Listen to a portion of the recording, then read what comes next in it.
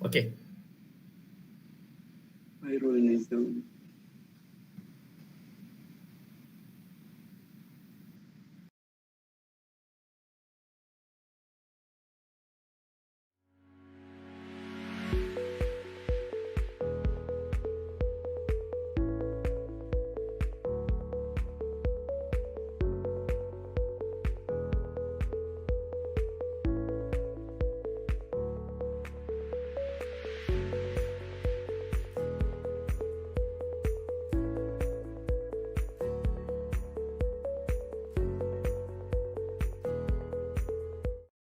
Assalamualaikum warahmatullahi wabarakatuh. Saya ucapkan kepada semua warga pusat, terutamanya di program pengajian Tesl, ya. Nama saya Dr. Ahmad Muhyiddin bin Yusof, bersama-sama kita Encik Ahmad Irfan bin Jailani, ya, merupakan penceramah kita di dalam program yang penuh bermakna malam ini yang bertajuk webinar bicara ilmiah Alumni Hala 7 Tesl, guru atau pensyarah. Tetapi sebelum itu, izinkan saya untuk menceritakan sedikit sebanyak biodata penceramah kita. Nama beliau merupakan Encik Ahmad Irfan bin Jailani, merupakan alumni asasi Tesl 2008 dan 2009. Beliau mempunyai kelulusan ijazah sarjana muda di dalam bidang Tesl, UiTM Shah Alam, dan ijazah sarjana di dalam bidang pendidikan di UiTM Shah Alam. Beliau juga pernah menjadi seorang pensyarah bahasa di Kolej Universiti Islam Melaka dan kini berkhidmat sebagai seorang guru bahasa di Sekolah Menengah Kebangsaan Gajah Berang, Melaka. Tanpa melengahkan masa, saya akan menjemput penceramah utama kita pada malam ini. Untuk para hadirin sekalian, ceramah pada hari ini akan dianjurkan di dalam bahasa Inggeris dan hanyalah campuran bahasa Melayu untuk menambahkan lagi pemahaman para penonton. Encik Ahmad Irfan, dipersilakan. Alright. So bismillahirrahmanirrahim. Assalamualaikum warahmatullahi wabarakatuh. Usually at this part I would hear the student reply back Waalaikumsalam warahmatullahi wabarakatuh, but it's okay, it's fine. We're doing this unfortunately through a webinar. However, I can see that UiTM is very much prepared for any for any event that requires such technical excellence. I mean, there is a person in charge of the website itself, which is Pusat Asasi UiTM, ICANN, and then a person in charge of the website itself. So it's very nice. It's actually quite nice. As much as I would actually prefer to have it live, having real audience in front. However, I guess this is actually not a bad way of doing things, right? Okay, so again, Assalamualaikum to all the students from Asasi UiTM. I was told that mostly it will be the students who are in Tesl. Right, so I assume that you are in the current batch. So the current batch is 2022 or 2023. How many of the students here would be in the first, just entered?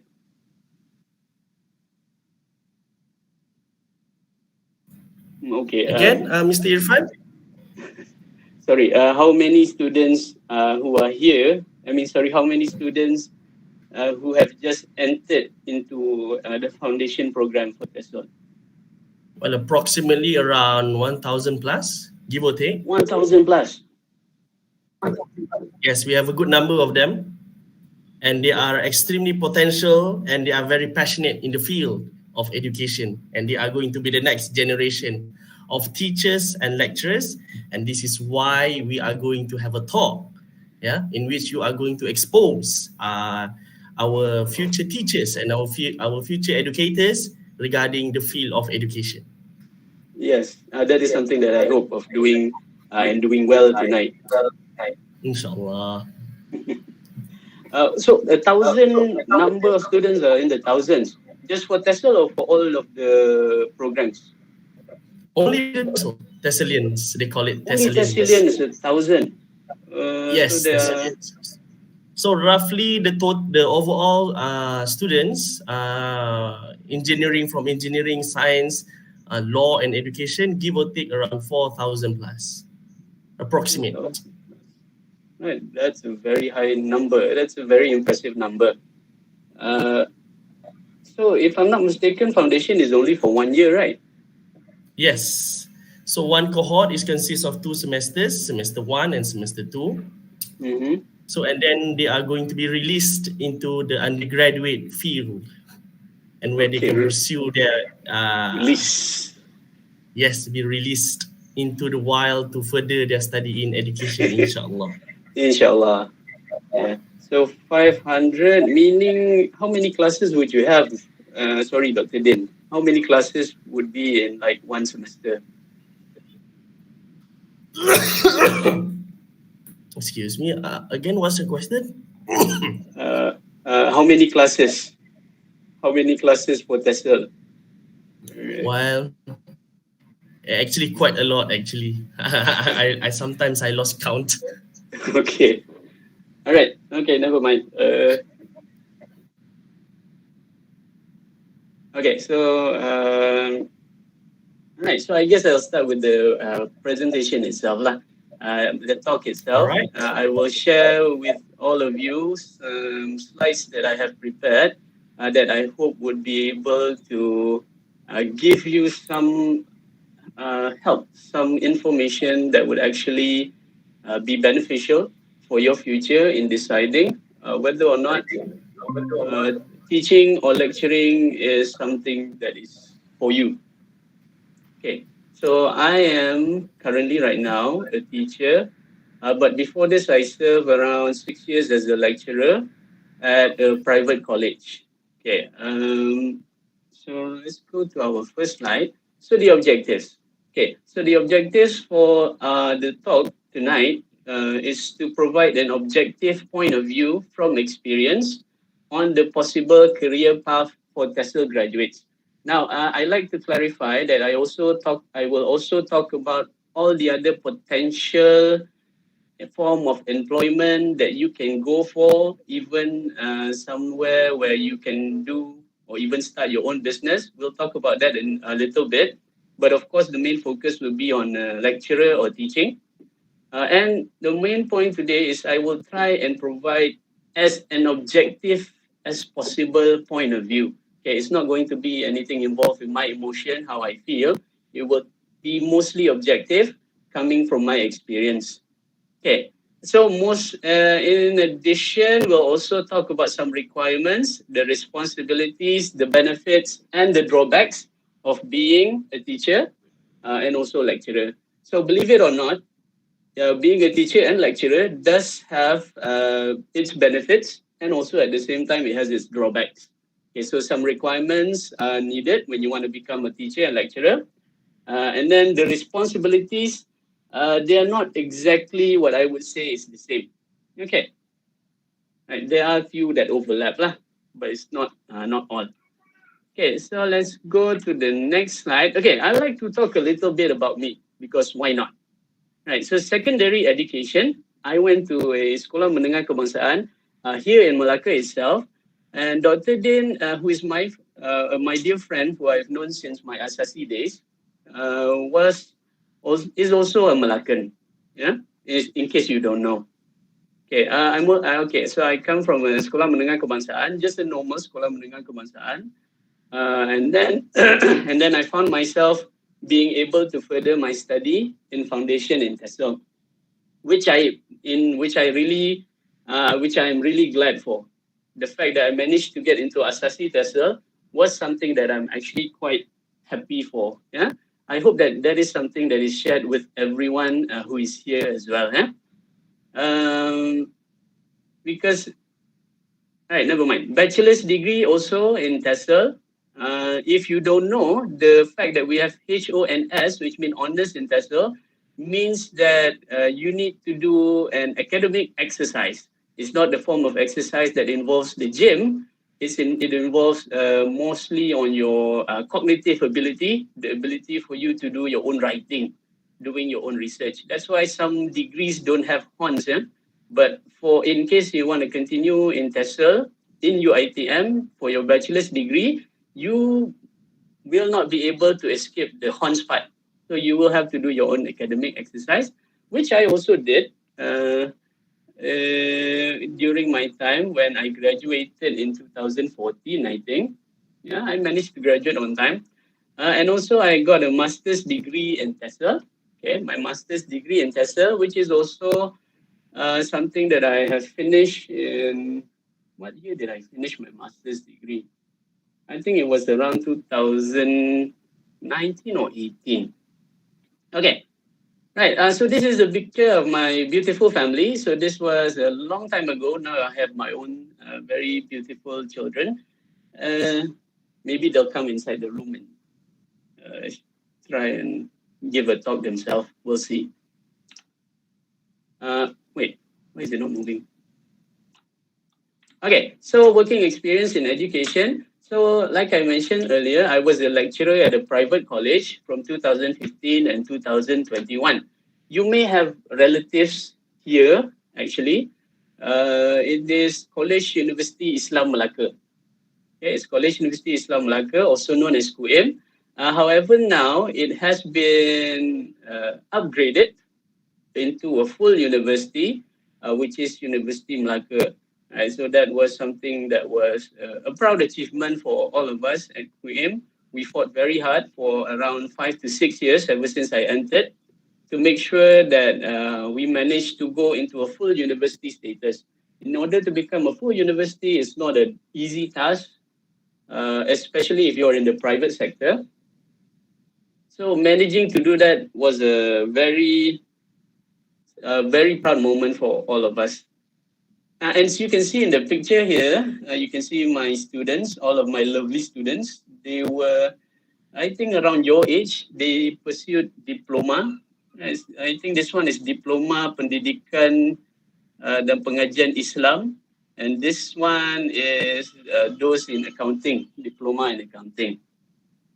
Okay, right, moving on. Okay, now working experience in education. So this is something that I'm doing right now. So instead of furthering being a lecturer, I decided it's time to go to school and see what's happening on the ground. So I'm right now a teacher at SMK Gajah Berang. If you notice the color, which is yellow and maroon, that is actually our signature color, which is also part of the symbol of the badge of SMK Gajah Berang. Okay, most of my students at SMK Gajah Berang, they are, how I would say, 80% of the entire students' populations are Chinese. Yes, so 80% of the population are Chinese, and then the rest are made up of a mix of Malay and Indian. So the Chinese parents, they send the students here to SMK Gajah Berang, even though they stay away. Even though they stayed quite far from the school itself, from the school ground, they took the time to actually send their kids in the morning, in the early morning. They wake up early in the morning just to send their kids to this particular school. Yeah?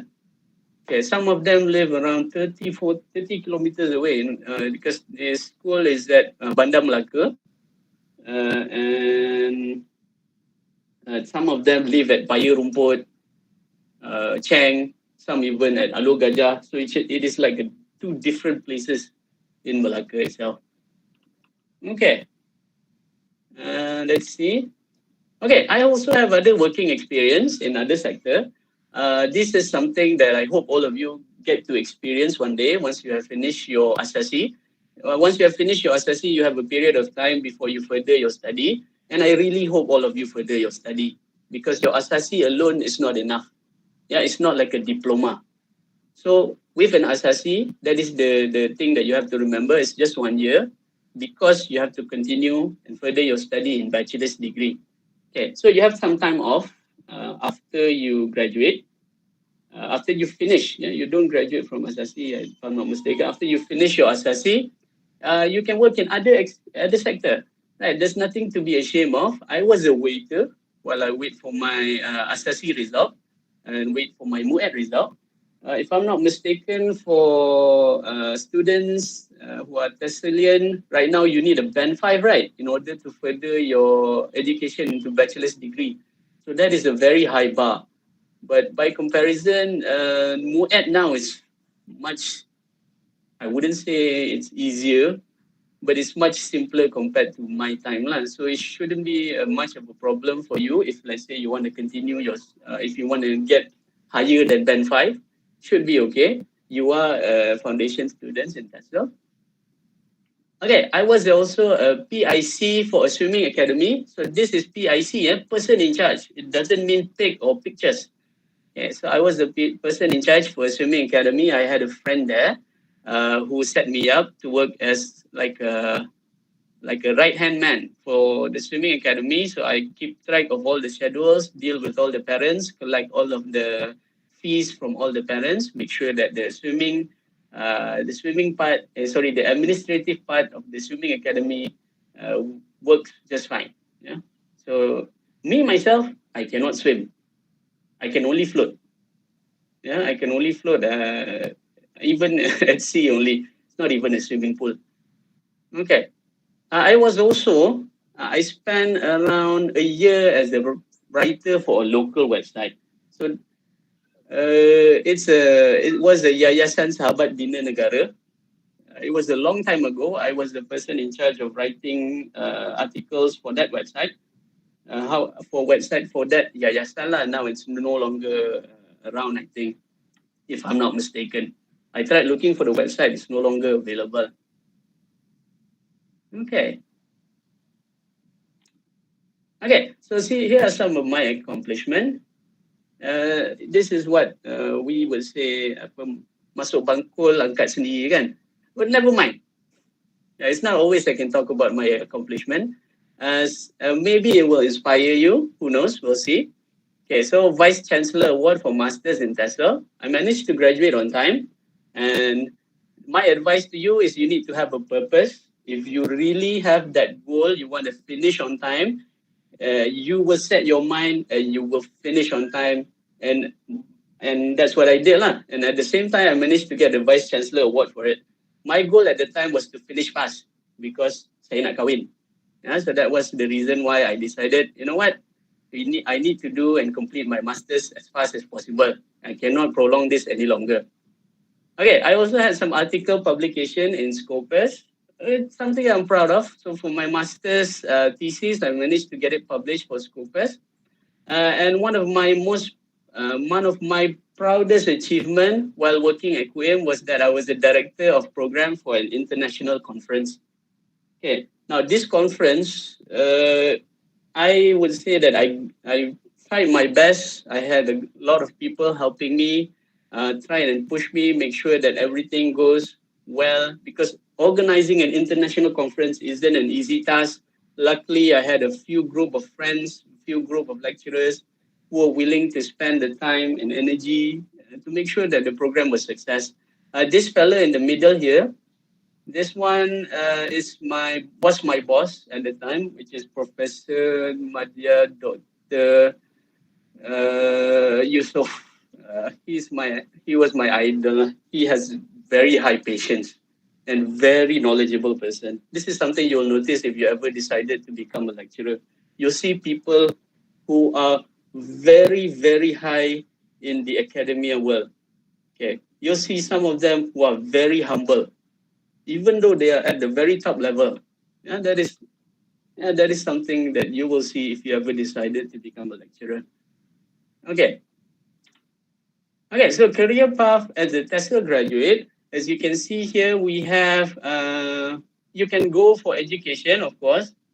It can be either in public or in private education. Okay, so public education is what you are doing right now, which is at UiTM, University Technology Mara. Okay, at UiTM, it is considered a public university. If you are not, most of the famous IPTs in Malaysia, they are public universities. You have University Malaya, University Kebangsaan, UKM, University Putra, UPM, and then you have UTM in Johor. So there are many public education available.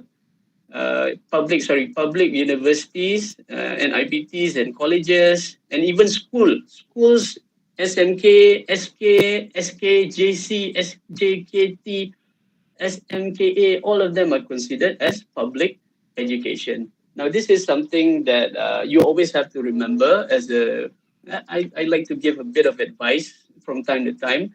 You have to remember you are doing your Asasi in UiTM, and UiTM gives a lot. Yeah, UiTM gives a lot to all of its graduates. Always be thankful for that.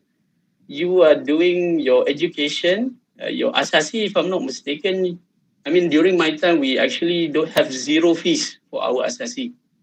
Yeah, and then we continued. I continued my bachelor's degree. I only had to pay around 600 to 700 per semester. That is a lot.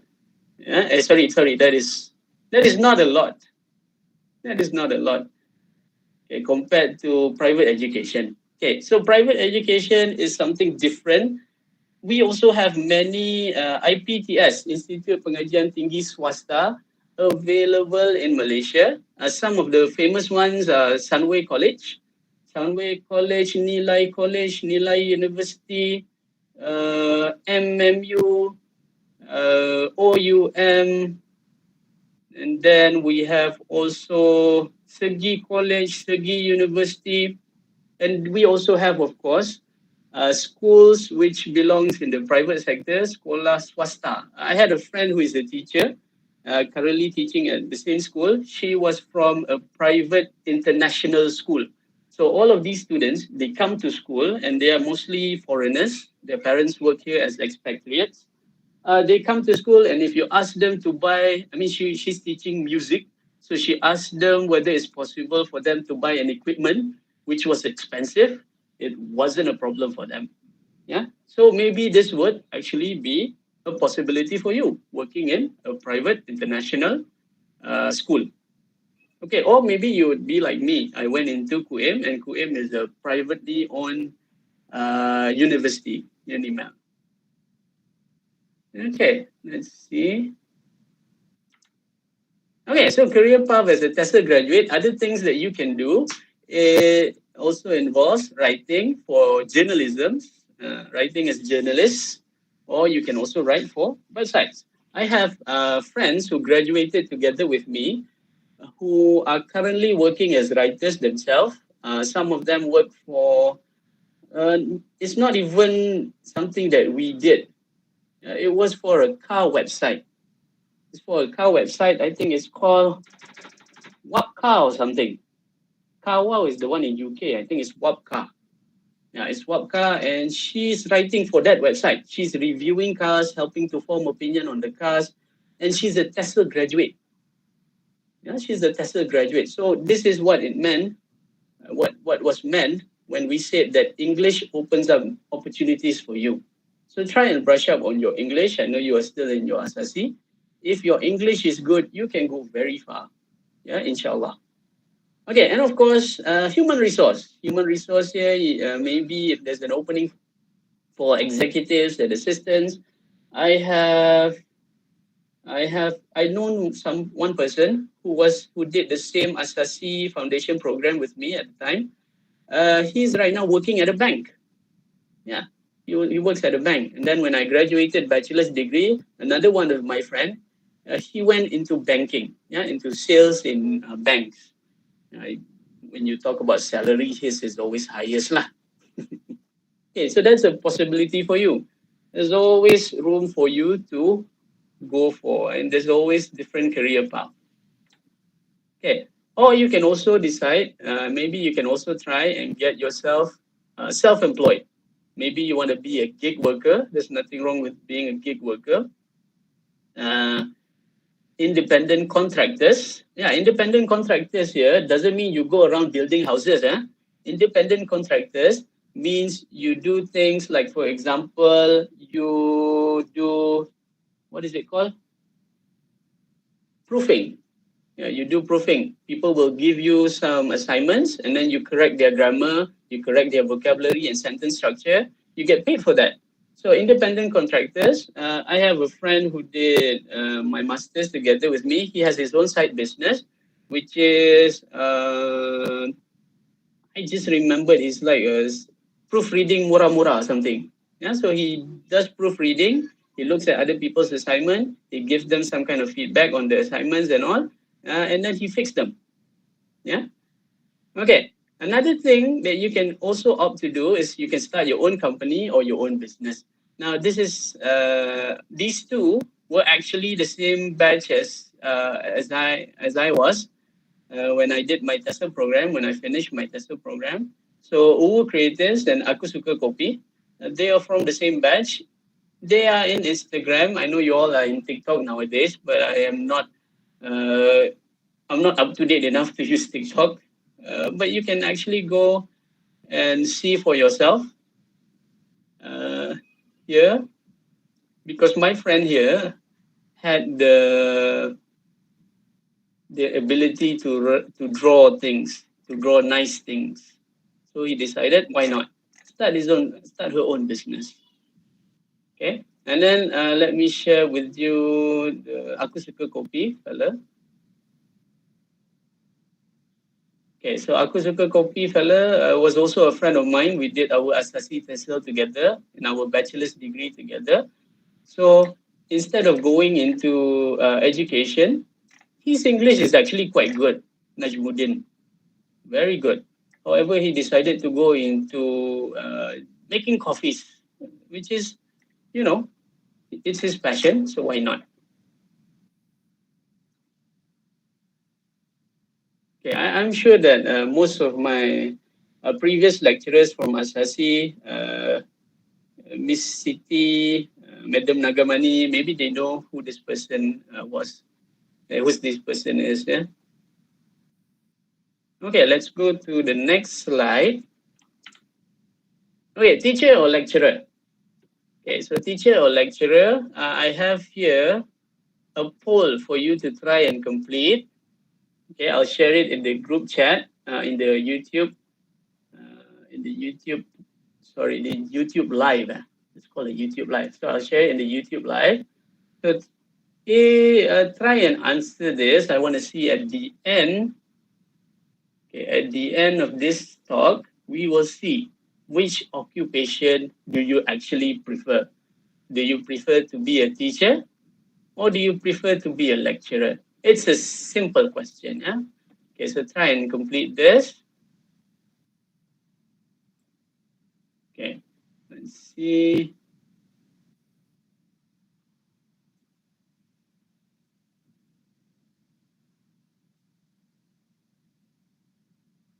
Here's the QR code that you can use if you're using your laptop right now. And then you can just point your phone at the laptop. I mean, you know how it works, like you're younger than me, right? Okay. Okay, so becoming a lecturer, there are some criteria that you have to meet first before you actually go on and become a lecturer yourself. There are some criteria that you need to fulfill. The first one, of course, is your qualifications. Nowadays, I don't think there is any opening for bachelor's degree. Okay, please, for bachelor's degree, I don't think there is any. I mean, if I'm not mistaken, there is no opening for bachelor's degree. I mean, in the private sector, maybe there is an opening for those with bachelor's degree to become a lecturer. But for IPTA and IPTS, Institute Pengajian Tinggi Awam, Institute Pengajian Tinggi Swasta, I don't think there is any left. Yeah, maybe there is. I'm not sure. Is PTFT still accepting bachelor's degree? Before this, they only start for master's degree. For to answer that question, Mr. Irfan, some of them are qualified, since this is just at the foundation level, but it is preferable at the master's level. Oh, okay. All right. Thank you, Doctor. All right. It's actually nicer to have interactions going on, having a live audience. Okay. Right. Never mind. Okay. So experience is also an important thing in order to become a lecturer. Okay, like for example, Dr. Din, he has, I think, around almost 10 years of experience becoming as a lecturer. So that is an important criteria if he ever decided to go further uh, into, I mean, different IPTs, but I don't think so, Doctor. No, of course not. I'm quite You, fond in providing my services, especially for UITM. yes, UITM di hatiku. Yes, exactly. The tagline remains. The tagline remains. You have strong Tagline impact. remains. From 2009 until today, it's still UITM di hatiku. Very lovely. Exactly. Okay. I would like to continue to the third point, which is IQ and EQ skills. So IQ is of course your cognitive ability, and EQ is your social skills. So both are equally important. It's important for you to try, if you want to become a lecturer again, you need to get as high score as possible in your CGPA. Okay, and then your contributions to academia. So academia here is something that I will look into. We will look into it further after this. All right, so let's look at the sample advertisement. Okay, so sample advertisement. Let's go to. Okay, now this is public information. You can find it yourself. So if let's say you want to further if you want to become a lecturer, so this is the kelayakan lantikan grade DM45. So you need ijazah sarjana, ijazah sarjana. But for lecturers and foundation program, it's fine if they have a degree. I just like Dr. Din informed just now. So usually it's ijazah sarjana and also ijazah Dr. Falsafah. Sorry, this one is optional. You need an ijazah sarjana first. But if you have a PhD, that's better. Okay, if you have a PhD like Dr. Din, I actually spent quite some time with Dr. Din on our trip, to Penang. He is instead of watching movies or anything, he spent his time writing his thesis on the train. In the train. Is it on the train? Yes, the experience was interesting and exciting. So I have to enjoy, and at the same time, I have to think for ideas. Yes. Okay. Very memorable our time in Penang. Okay. Right. So let's go to the next part. Okay. So the job scope of a lecturer, as you can see in the picture here, these were some of my lecturer friends. Two of them are from Tesl, Bahasa Inggris, and two of them are in Arabic. They teach Arabic. Usually, if you ever find yourself meeting a lecturer who teaches Arabic language, they mostly studied overseas. They're mostly they studied mostly in Egypt. They studied, usually in Egypt. Yeah, they rarely come from locals. Yeah, so their Arabic language is very excellent. Oh, and another thing that I forgot to mention, if you ever want to become a lecturer, you don't actually need from my experience, talking about my time at a private institution, you don't actually need to have the education part to become a lecturer. Yeah, you can have, like, for example, a master's degree in linguistics.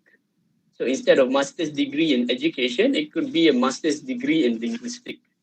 You can become a lecturer. But of course, it's better if you have a master's in education as well, right? Yeah. So the main responsibilities, which are the 5 P's, the 5 pillars of being a lecturer. So this is just the main responsibilities, yeah. So the pengajaran dan pembelajaran, which is the teaching and learning. So of course, like the first time I entered into private education, there were so many students at the private college. I was given, I think it was around 30 hours of schedule. The schedule, it was 30 hours from morning all the way until the evening. Okay, but as time goes by, more lecturers came in, and then it was around only 15 hours. Okay, and then another important aspect of being a lecturer is writing. Okay, this is something that you'll be exposed to when you go into bachelor's degree or even now in foundation, which is writing. Writing for academia, doing your own research, penyelidikan. Sorry, penyelidikan, they are both equally important as a lecturer. And also you need your own penerbitan. You need to publish your writing. You cannot just simply write, and then you just save it in your computer. You need to get it published. Okay, you need to get it published at a reputable journal. Okay, and then another thing that I had to do, and most of your lecturers had to do, is supervision, which is penyeliaan. I'm not sure about Asasi program. I mean, during my time, we were sent to school for 1 week to experience it, if I remember correctly. I'm not sure. Okay. But the penyeliaan part, when I was doing my lecturing job at a private college, it was for the students in Diploma Pendidikan Awal Kanak-kanak, because at the time we don't have any Tesl program at the college QM. Okay, so again, all these are the 5 important pillars of lecturing. Okay, if you cover all 5 of these, you're good.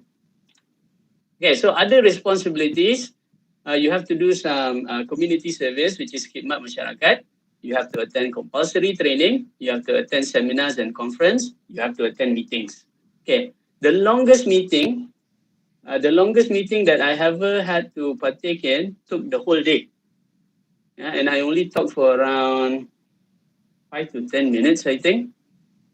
Okay, right. So the meeting took almost the whole day. You stopped for lunch and Zuhur prayer, and then continued all the way until 5 p.m. Almost Asar, I think, after Asar. Okay, it was a very long meeting. Okay, this is normal. If you ever decided to go into lecturing, yeah, maybe Dr. Dane can attest to this information. Attending meeting is part and parcel of being a lecturer because there are so many things to discuss. Okay, I've tried myself. I was the ketua jabatan for a while. I try to delegate tasks, make it shorter, the meeting shorter. It's better if you have all of the people inside and you give out the information. Okay. And then you have to attend talks and conference and seminars. You have to, of course, grade papers and also courseworks. You have to prepare and review exam papers. You have to prepare and review final results. So this one is where I want to stress, yeah, for all of you asking why is your lecturer taking so long for them to reply? Why does your lecturer took his time to reply to your WhatsApp? It's because of this. Yeah, all of these responsibilities that they have to do. Their job is not just teaching and providing you with the best education possible. They have to prepare and review exam papers. Now, fun fact, the exam papers that I had to prepare, the most that I had to prepare for one semester was 8. Yeah, 8 exam papers. 4 for set 1, 4 for set 2. So for 4 different courses. And then I come to school, and then it's only just around 1 or 2 per year. Yeah, so there's a difference in that sense. Okay, and of course you have to prepare and review final results. Now, when you go into lecturing, your results matter. The number of results, the number of students that get A's, B's, and C's, those are all very much important. And another thing, your exam papers, they are reviewed in a meeting. You remember the meeting that I talked about? One of the meeting that we had to do was we all had to sit together, and then we would put the exam paper on LCD projector, project it, and then we will look at all the questions, see whether or not it's suitable for you. Okay, but for Asasi program, if I'm not mistaken, the level is, it's Bloom's taxonomy, so it's probably level 4 or 5. You are in IPT. Okay, now other responsibilities. Oh my God, it's still not finished. As a lecturer, you have to do co-curricular activities, organize football program, organize Hari Sukan, Hari Koko, course maintenance, because kursus, all the courses that you all participate in, it has to be updated every few years, to make sure that it is all suitable with the time. Because if I still remember, in 2008, we had to learn about CD and DVD drive. in our ICT class. It was taught by Mr. Razib. Now, I saw Mr. Razib last week. Okay, never mind that.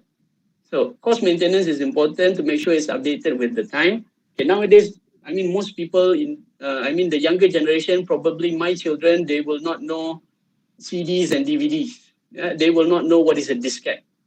I mean, most of you here probably don't even has never touched a diskette. Huh? Okay, now program creation and program maintenance, also the same. The foundation program, I believe also every year there will be some kind of maintenance to make sure everything is up to date, everything is neat and tidy. Okay, another thing that I have to do as a lecturer, and you have to do if you ever decide to become a lecturer, is you have to organize your own events. And mentor-mentee, of course. Okay, some of my friends, when we did our bachelor's degree, they were very lucky. They got a very good mentor. I think Dr. Din knows who this person is. They got a very good mentor who would take all of the mentees out for Subway. And while they told me this news while I was eating Maggie, you see, they all, the mentor took all of the students, all go into Subway, and they action lah, dia tunjuk kat saya, cookie, dapat cookie Subway, and then got all the Subway.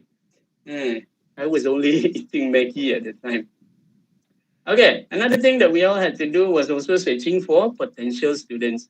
Now, this is emphasized greatly if you ever go into private education. I had like one of my friends who was at another private college. This was one of their KPI. They need to look for a student, at least one. Okay, if they don't have the student, if they don't find themselves a new students, it means they don't achieve their target for the year. Okay, but luckily for me at QM, that was not the case lah. Okay. Okay, now your thoughts required. So I would like to talk about the benefits and the drawbacks of being a lecturer. So I'll share the link in the. I'll share the link here. I'll share the link for this one in the YouTube live. Mr. Irfan, I think you can give me the link and I will share it to the YouTube. Oh, okay, sure. I'll share it in the Google Meet. Sure.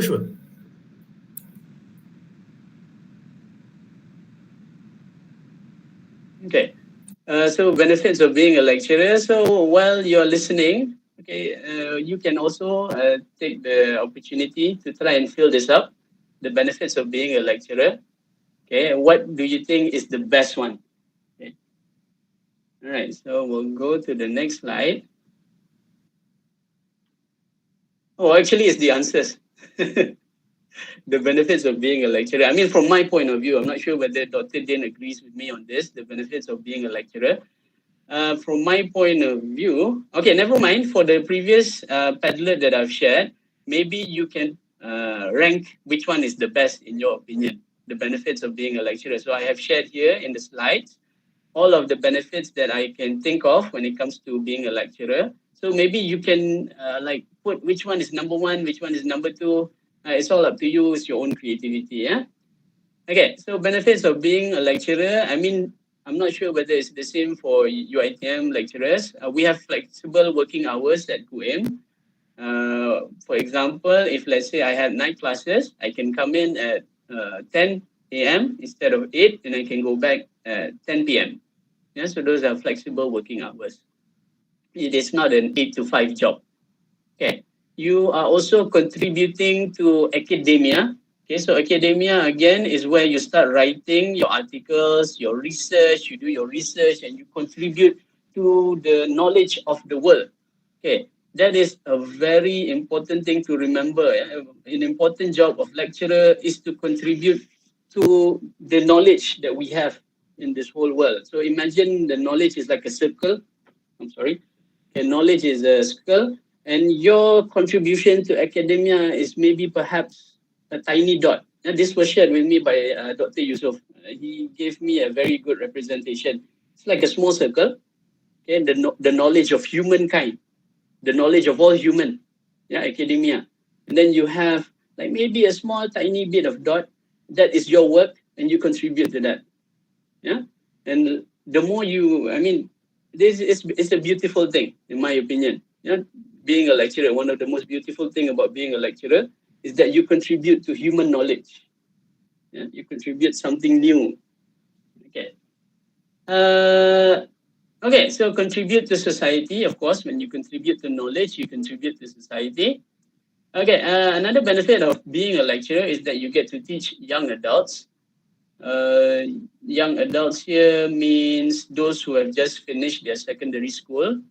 They are compared to my time right now teaching teenagers. There's like there is a difference. It's not a big difference, but there is a noticeable difference when it comes to teaching young adults. And then when it comes to teaching teenagers, yeah. Okay, young adults usually, from what I can see during my time, they usually have an awareness in themselves. Okay, independence. Yeah, another thing that is good about being a lecturer is that you have your own level of independence. You are able to work without too much supervision. I mean, there will be supervision. Your boss is going to watch you, what you're doing, asking you what is happening and all. But you have the ability to work without someone standing over you all the time. Okay. Right. Another thing is decent pay. Okay. The decent pay here, I mean, it's okay lah. If you go into private education, if you have the know-hows and everything, you can actually get very high wages, especially in private education. Yeah. But again, it depends on the private institution itself. It depends on the private institution itself. For IPTAs, they have their own structure and they cannot deviate from the structure lah. Okay, they said minimum wage is this, minimum pay is this, allowance are this. So they cannot just simply give, okay, banyak ni, banyak ni, banyak ni. Yeah? They have to follow the structure. And of course, being a lecturer means you have your own off days. Like for me, when I was working as a lecturer, I was given 30 days off. So those 30 days off, of course, I cannot just simply take a day off because I feel like it. If let's say the students go for their cuti semester, I can actually go take around 3 days off, 4 days off, go and explore the other parts of Malaysia. Yeah. Okay, and of course, another good thing about being a lecturer is the prestige, the prestige and the perception of the community. Yeah, if you go around telling people you're a lecturer, there's a possibility that people will look highly upon you. Okay, lecturer. Yeah. Okay. Okay, so these are the drawbacks of being a lecturer, and I'm not sure. Dr. Din, I think, would agree with me on this. The number of responsibilities. Okay, you have a high number of responsibilities, like I have shared earlier, and then the demand.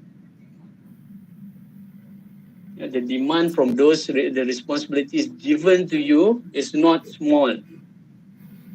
The demand, like me, I had to do an international conference. I had no previous experience from this. I just attended a conference and then they asked me to do it. But I did. Yeah, but I did. So the demand is high. The demand is high. You have to publish articles. Am I right, Dr. Din? More or less, as what Spider-Man said, the stronger the power, the more responsibility you have. So again, I think this applies to everyone. Despite whatever job you have, you still have a drawback and you still have the sunny side of it. But the beauty side of it is where you are able to create networks, new networks, experiences. And that is where we learn and grow. And on the same time, we share the knowledge with our peers and also with our students. Yes, I agree 100%. So that is another important. I'm sorry. That is another benefit that I forgot to put in the being a lecturer part. Networking. You get to meet people from all over the world. Yeah, when you attend conference, like previously, I met someone from America. He married a Spanish lady, and I met him. I read his article, and then I found him in real life. It's very interesting. Okay. Oh, and then another drawbacks of being a lecturer, you have to teach young adults. Now, if you remember before, it is a benefit. You have to teach young adults, but it's also a drawback. You have to teach young adults. Yeah. Okay. Yes. Teaching young adults, we have a different form of psychological approach towards them because we also need to pay a level of respect to these Yeah. individuals so that they will also build a bridge respect between the lecturers and the students so that understanding, communication, and knowledge can be transferred effectively.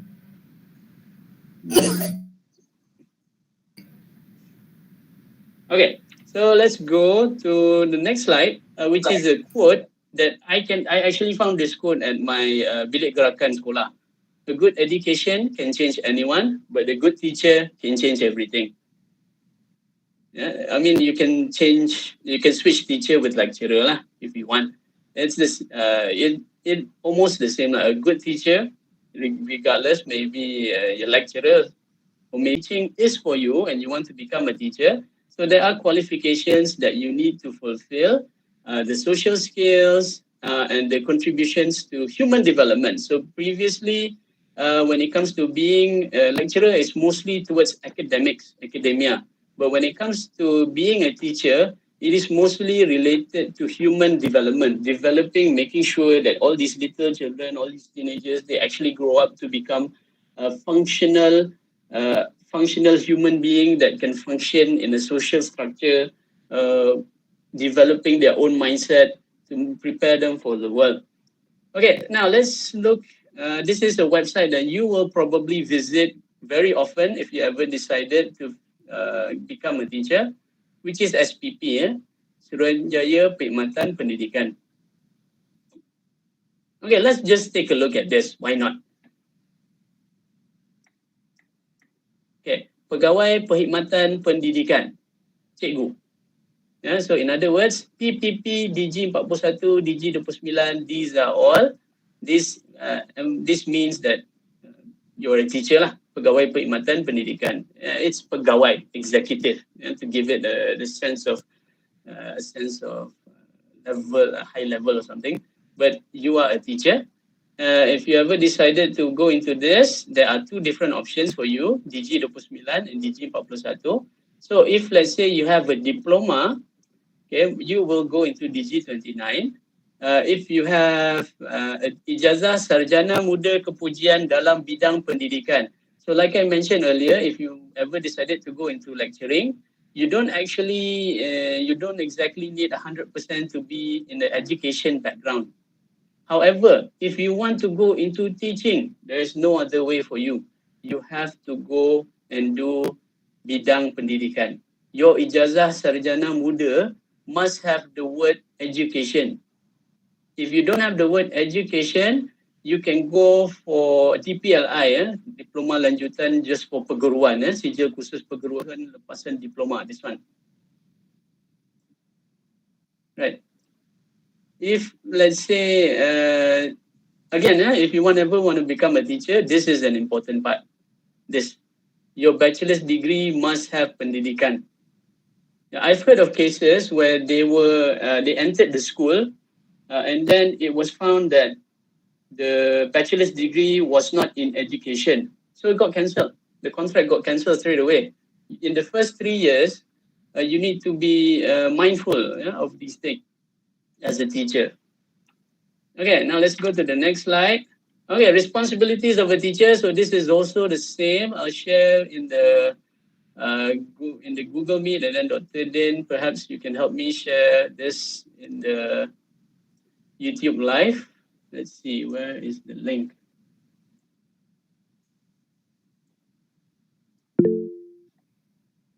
Okay, so again, ni soalan bocor, dah ada jawapan.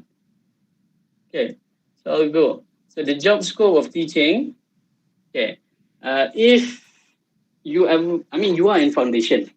You are in foundation, Tesl, education. So teaching should be the first in your mind. Should be the first thing that comes to your mind. I mean, lecturing maybe perhaps, but teaching should be the first thing that comes to your mind. So it's important for you to remember that the job scope of a teacher, the main responsibilities from what I have experienced so far, there are 4 main responsibilities. You have, of course, the teaching and learning. Okay, the teaching and learning, sometimes you're not actually teaching just English. Yeah, if you, let's say you finish your bachelor's degree in Tesl, and then you decided, and then you managed to go to schools, there is no guarantee that you'll get 100% teaching English.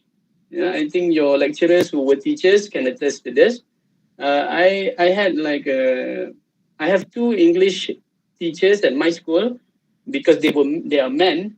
They have to teach sports science, sports. So kanlah PJ kan. I also had to teach sports. And then the best one is because we currently don't have enough history teachers. So it was decided that one of our English teacher has to teach history. Sejarah, Okay, so this is something you have to expect when it comes to the main responsibilities. Now, I am lucky enough, I got around 25 waktu pengajian, PNP. So 25 waktu isn't so bad. You know, some of my colleagues, they got 30, 32, unfortunately for them. Okay, now administrative duties. Okay, this is also something that you have to do, some administrative duties, some disciplinary duties, and co-curricular. Let's go into them.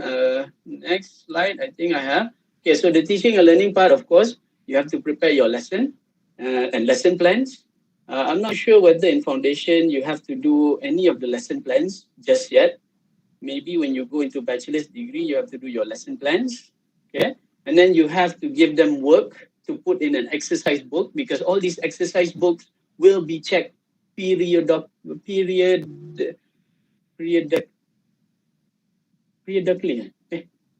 I mean, it will be checked twice in a year.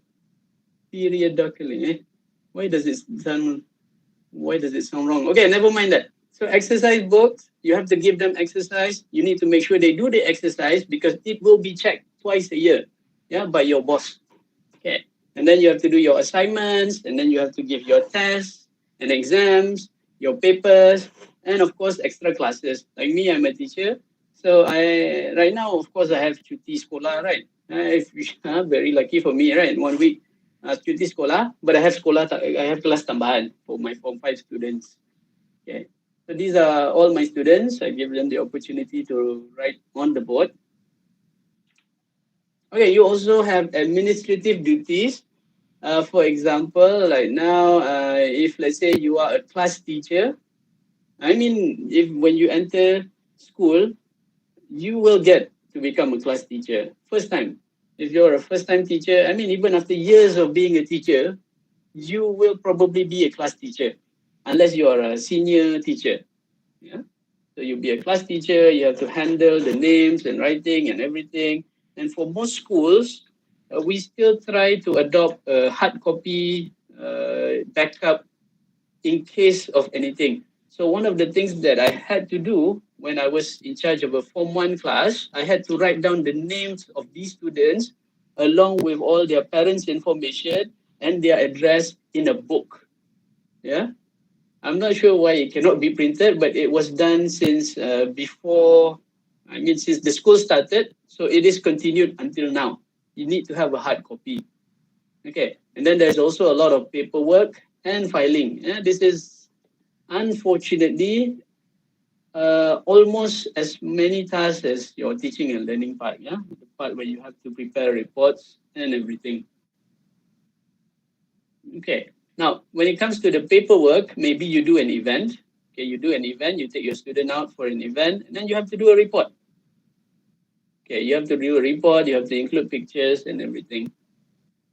Okay, and then filing for all of your the things that you give to your students, all the teaching and learning part, all of those, you have to put it in a file, a pretty file. Nowadays, we are mostly focused on the pembelajaran bilik darjah, PBD. We are mostly focusing on the PBD. Okay, not just your final exam results. Your PBD is also very important. I mean, not you lah. You finished school already. I mean, your future children, or maybe your brothers and sisters still at school. Okay. All right, disciplinary duties. Yeah, so this is also another thing that us teachers, especially the male teachers, we are very much being asked to enforce as many laws and rules as possible to make sure that all the students, they maintain their behavior as best as they can. Okay, so at my current school, I wouldn't say that there are no cases. There are still some cases, but it's not unmanageable. It can still be managed. Luckily for us, it's luckily for me at the school as well.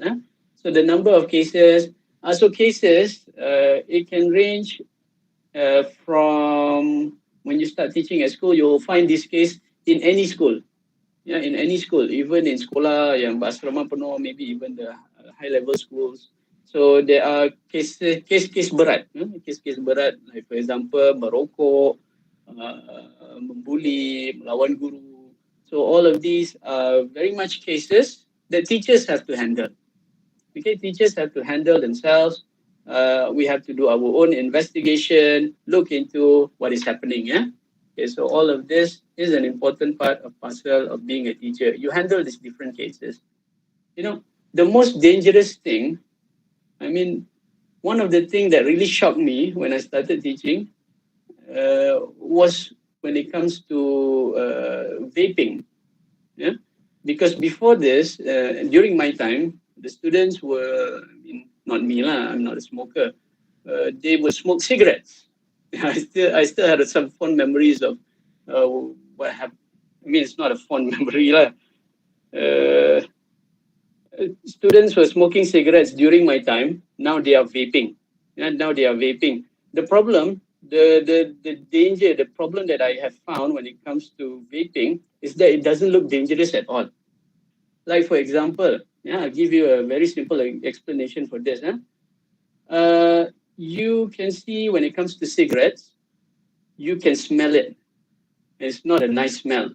It's a smell of smoke. After a while, probably get dull to it and you find it quite nice. But when it comes to cigarettes, you smoke it and you can smell it, and it smells. Sometimes, in my opinion, it doesn't smell very good. Right? Doesn't smell very good. It has the fire on it when you light it up.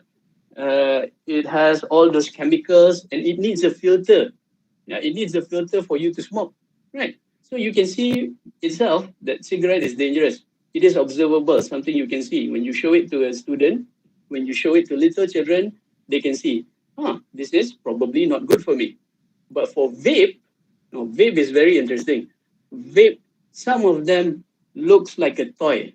Yeah, some of them look like a toy. So that is, I have seen some vapes which look like a cassette player.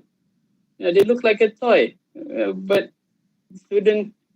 It's still a dangerous thing. It's still a dangerous device. You can fill yourself up with air pockets. With water. You can fill your lungs with water. It doesn't look dangerous. So that's the main problem that I have with vape.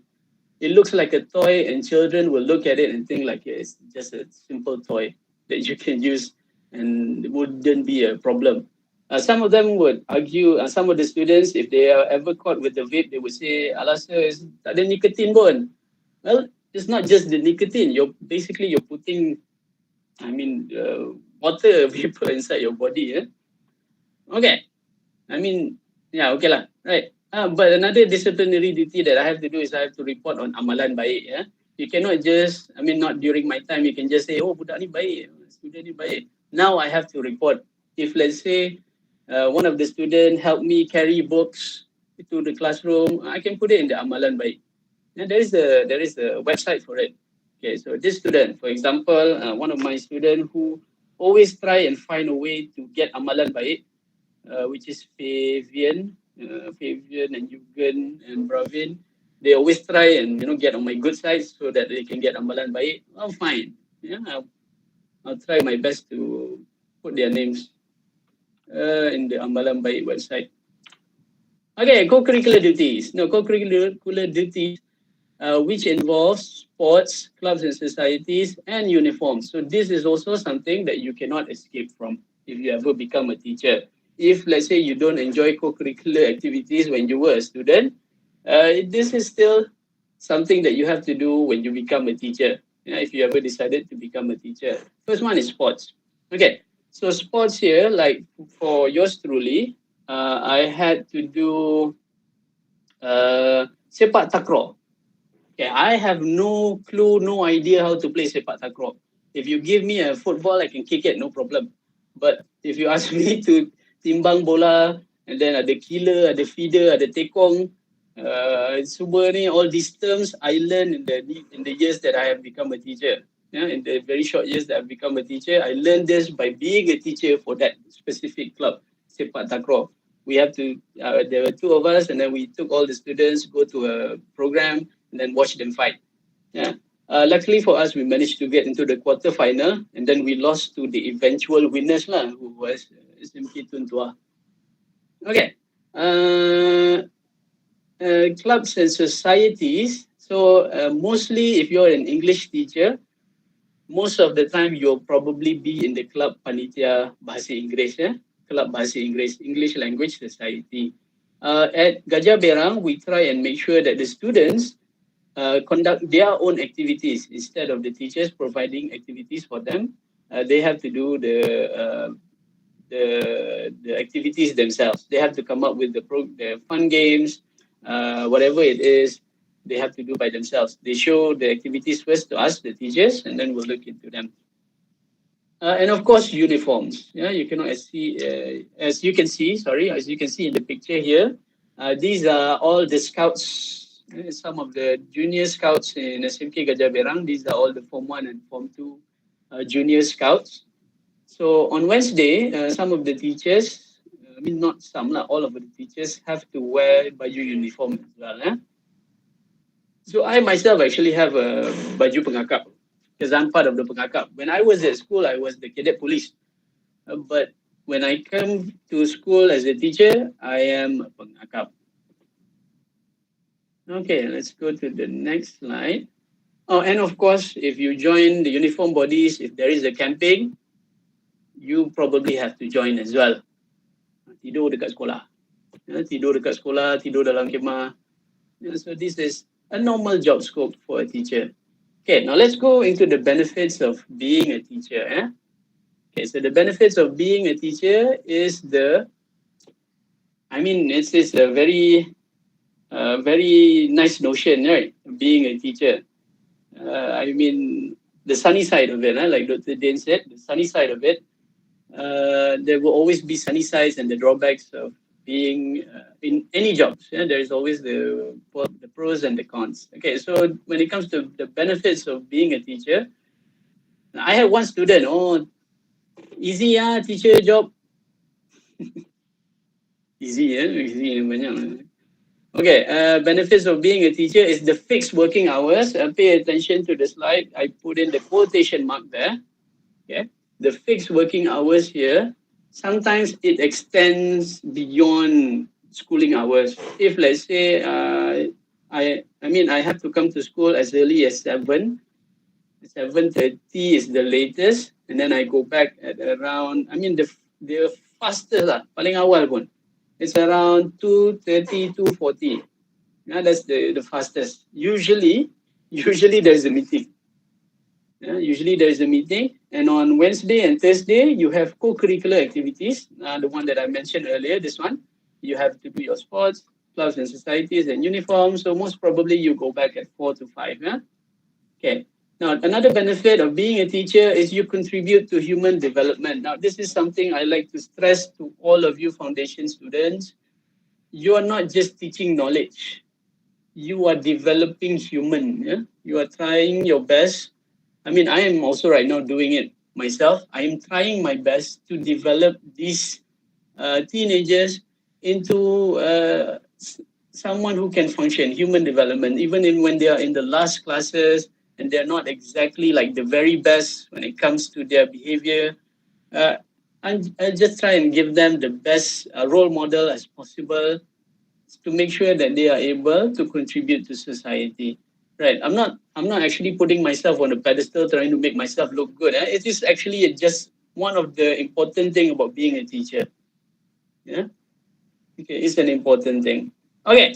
Now, another benefit of being a teacher is the fixed promotion. This is the benefit that you don't get. yeah, I don't think there's a benefit that you get from any other jobs. Yeah, the fixed promotion. So, like say for me right now, when I'm at DG41, once I have taught for 8 years, yeah, if I have taught for 8 years, I'll get into 44.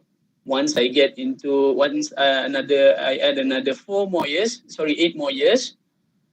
8 plus 8, 16 years. I'll get into DG 49. I forgot. 48. I think it's 48. DG 48. So everything is fixed. It's time based. Yeah, that's the keyword. Time based. It is based on time. Okay, it is based on time. So unless you messed up really badly, you did something very terrible, you'll probably still get your promotion. Unless you do something very terrible, like I said. Okay. If you do your job, you do it well enough, you'll get your promotion. Yeah, you get your promotion. But some school, they will set a limit. Like for example, you have to do this, this, and this. You have to do a presentation, this and this to get the promotion. But still, again, it's all just time based. It's fixed. If you are a guru cemerlang, you don't even have to wait for 8 years. In 5 years, you can get promoted already. Okay, but that is beyond me right now. Yeah? When it comes to guru cemerlang, I'm not an expert on that. So it's best if I don't touch on it so much. Lah. So but again, if you're a guru cemerlang, you can skip the time frame that it took. Like if usually 16 years, you can shorten it to 8 years. It's almost half to get promoted. Okay, and then the fix off days. Yeah, fix off days here, like most people think. Cuti sekolah, untung cuti sekolah, cuti 2 minggu, cuti 3 minggu. Yeah, so I mean there are benefits, of course. If you get to claim all those cuties, it's good. Yeah, but I mean most of the time, if you're teaching Form 5, you have to do kelas tambahan. Like me this year, I have to invigilate SPM. Saya kena jaga SPM. So not really off days for me, people. Okay, not really an off day for if ever you become a teacher. It's not exactly cuti. Okay, it is actually part of KPM though. It's actually part of the rules that the pengetua can call you off. They can call you to come to work anytime they want. Yeah, during cuti sekolah. That's why in certain school, they come to school. The teachers have to come to school during cuti sekolah, because the cuti sekolah is not like I mean the ketua sekolah can still call you to work. Yeah? Datang meeting ke, buat itu, buat ini. Yeah? So it's not exactly like confirm 100% cuti. Yeah? But still you get your cuti sekolah lah. Yeah? So it's always like that. If you have an argument with someone, oh cikgu ni macam ni, alah tak apalah kau cuti sebulan, cuti 2 minggu, 3 minggu, cuti. Yeah?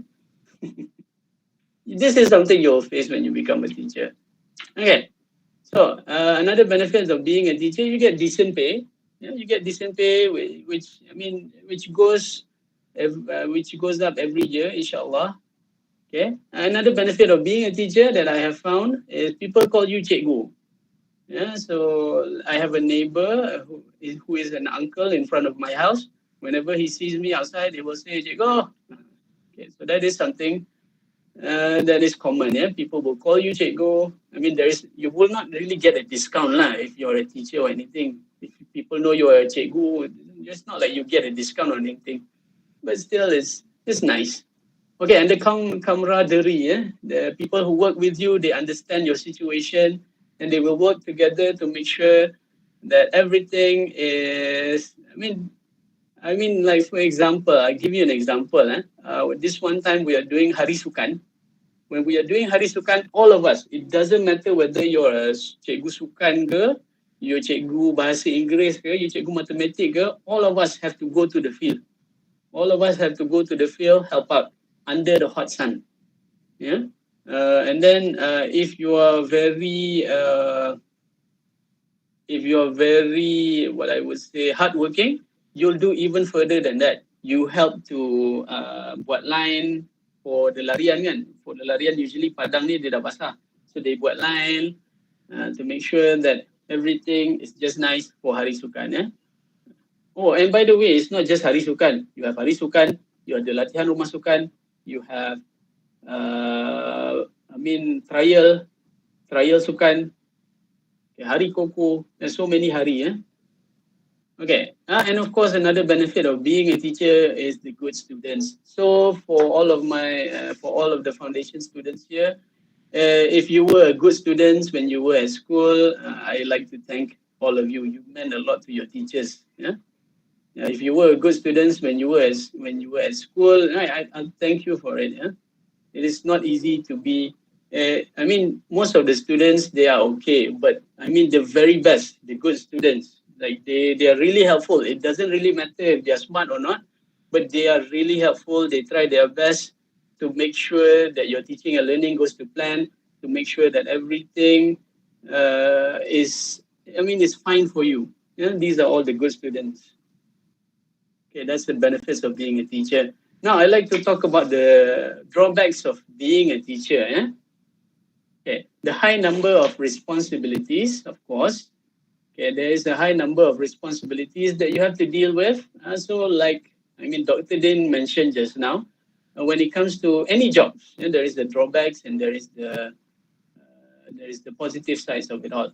So the drawbacks of being a teacher is the high number of responsibilities that you have to deal with, which of course, like I mentioned, the four main thing when it comes to teaching: the teaching and learning, the administrative duties, the co-curricular activities, and then the disciplinary cases. So these are all high number of responsibilities that you have to deal with.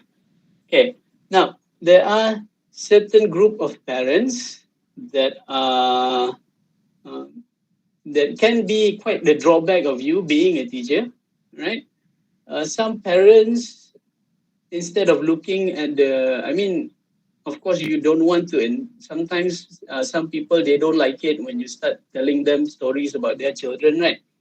I mean, even your parents. If let's say someone told your parents that you behave like this, like this, like this, your parents will probably say no, they don't agree, or it was probably a mistake. So these things happen when you have to deal with cases at school.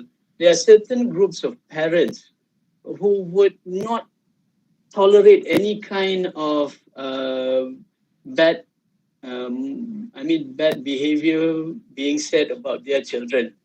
Yeah, there are certain groups of parents who would just say no and they would blame you as the teacher. They will not accept responsibility.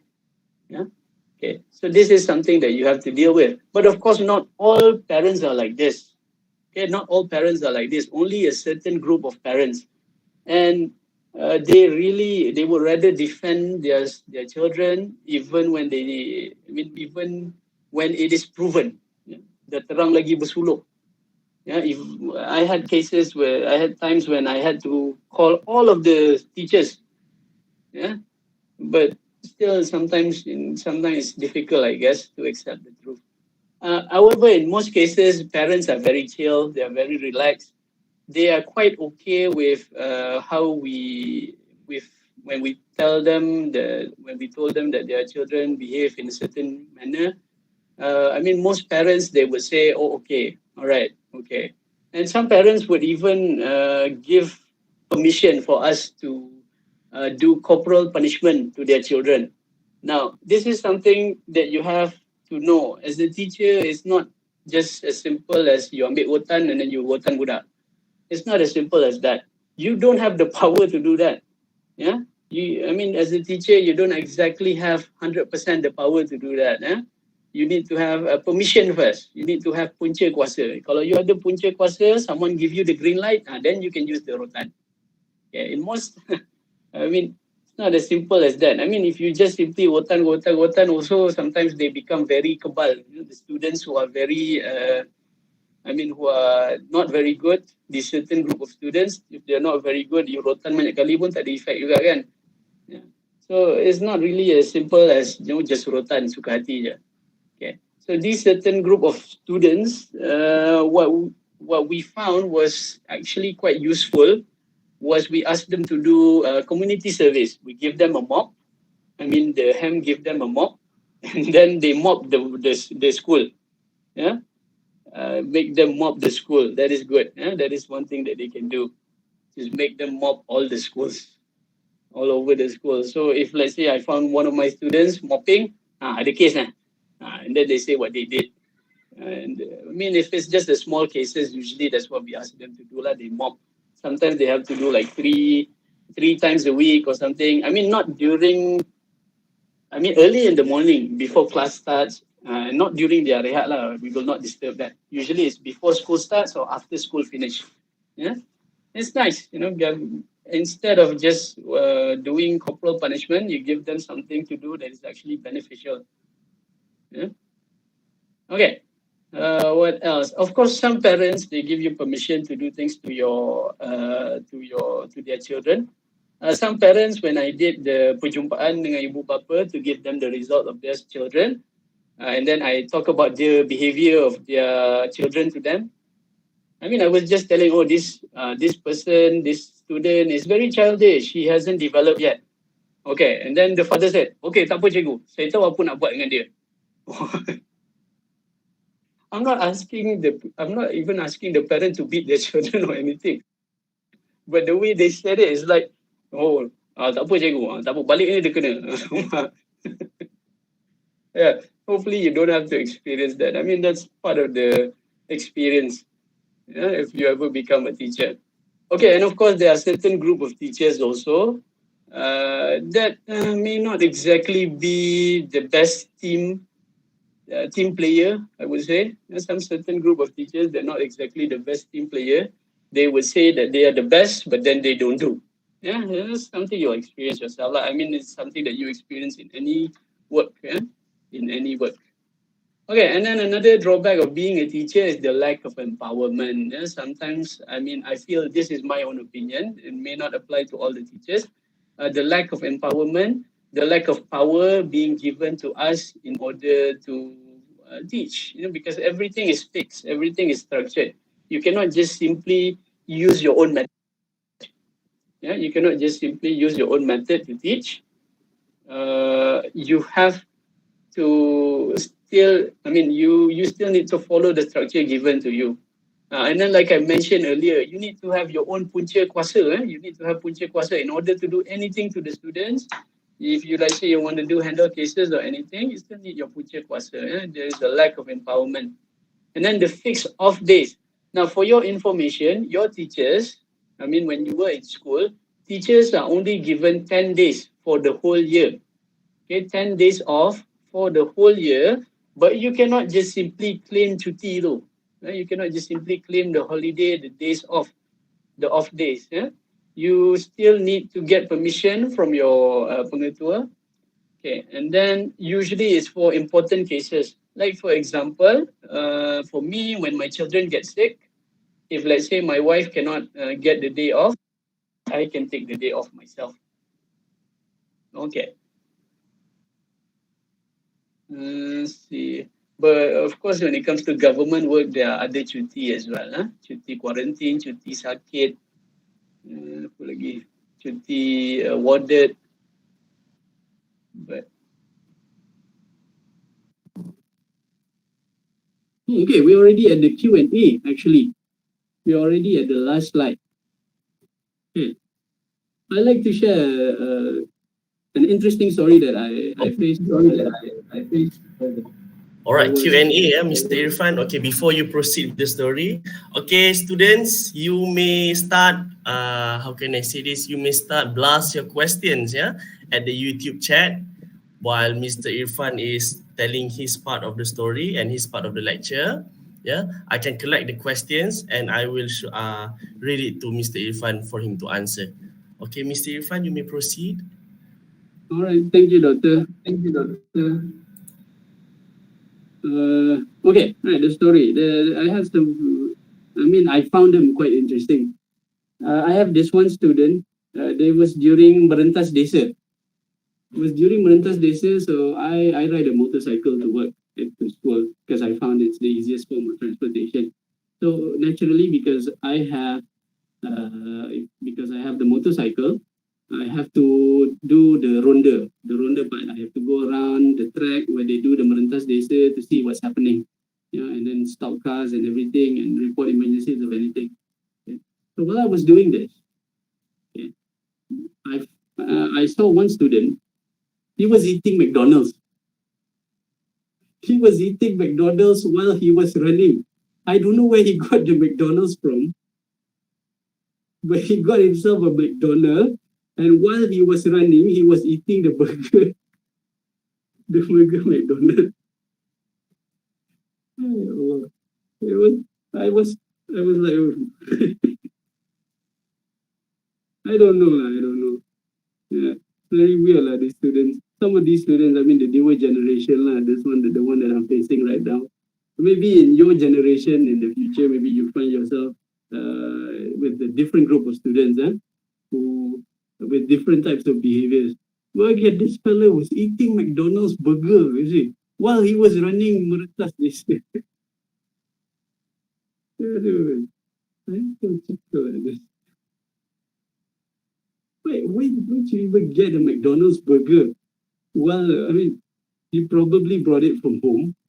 And then instead of waiting until he finished the whole track, he decided while he was running early in the I mean, is it for energy? I mean, was it just for energy? Eating McDonald's burger while running. Well, that's what we call miracle and motivation. So when you have the strong motivation, miracle will happen. For example, in Mr. Irfan's case, it's supposed to be a marathon, and suddenly, miraculously, you have a set of Happy Meal in your hands.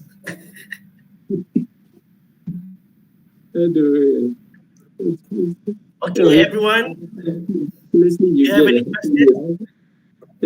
All right.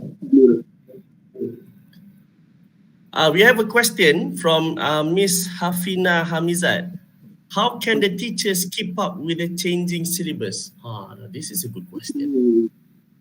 Okay, how can the teachers keep up with the changing syllabus? Right now, as teachers, we have what we call a DSKP. Standard.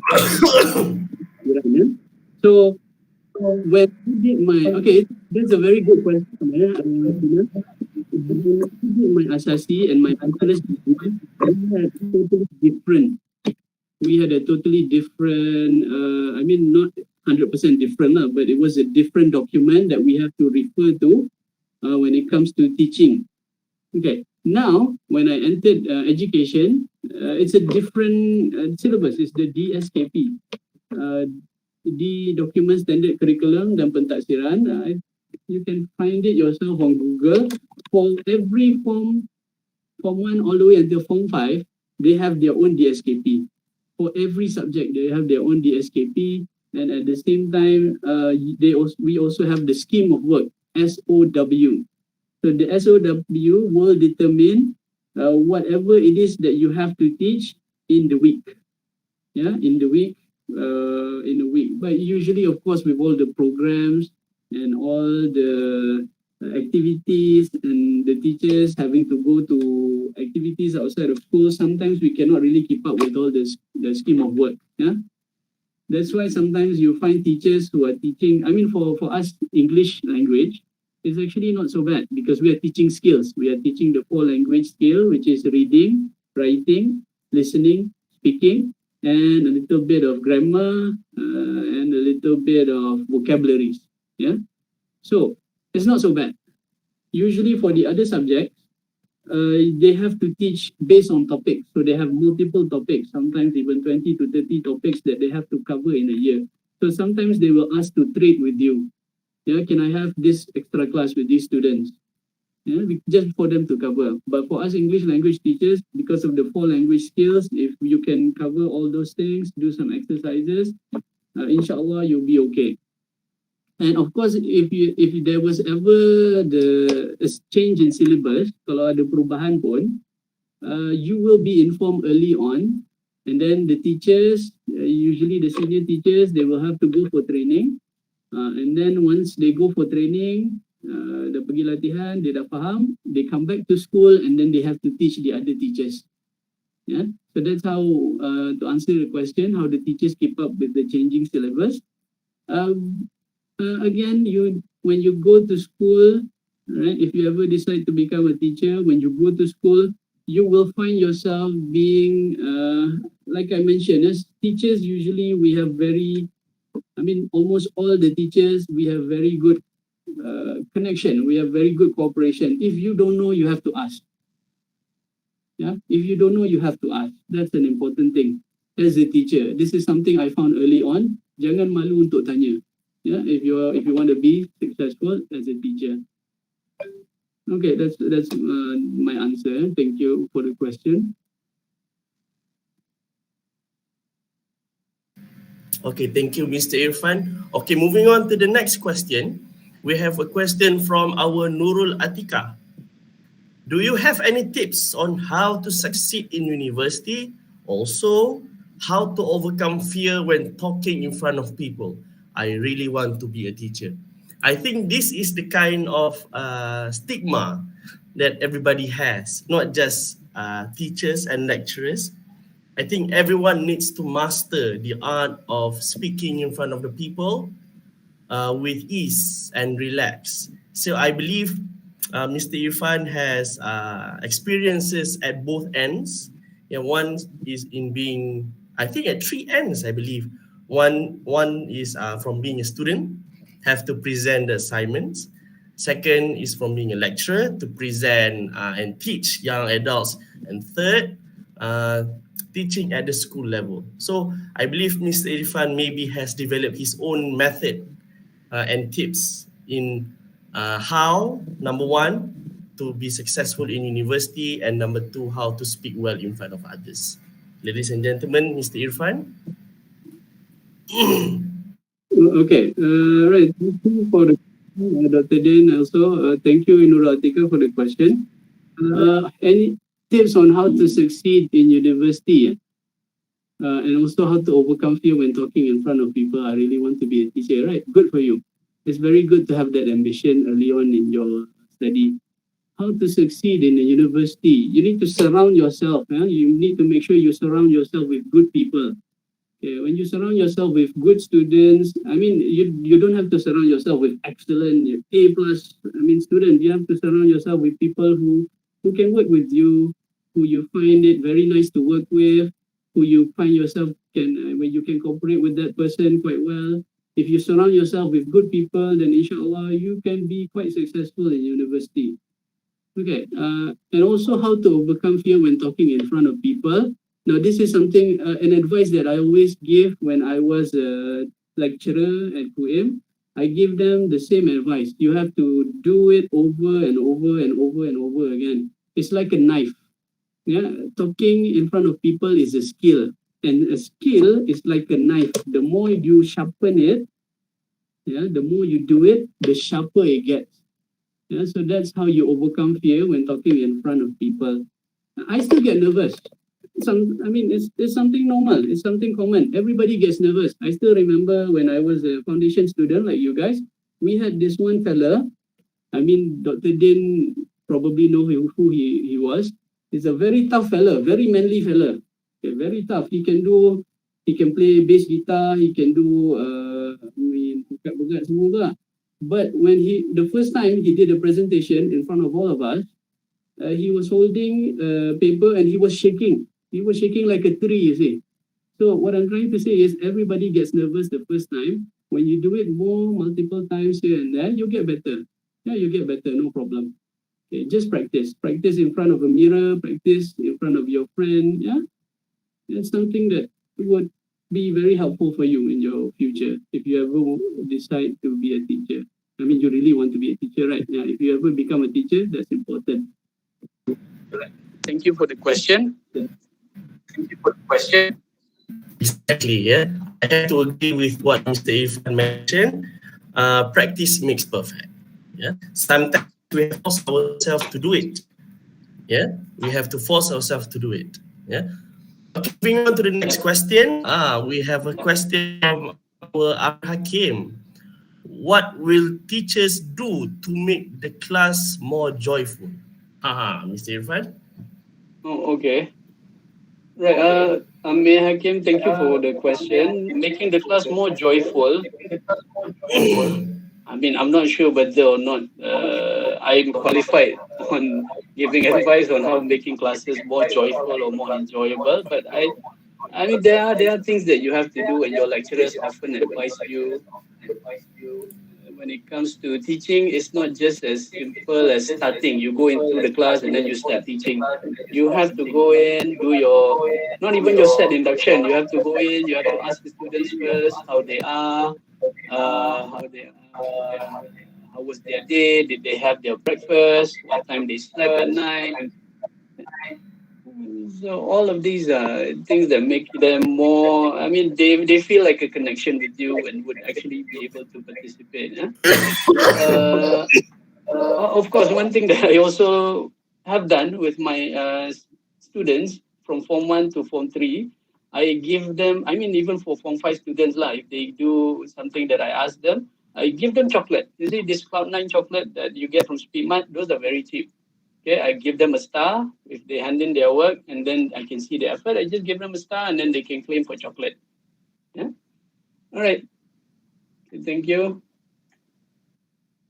I believe I kind of fond of what Mr. Irfan did in his class. Yeah, he usually interacts with his students. Yeah, I believe this method is actually, although it's a small gesture, to know your students better. But again, it reminds us to become human.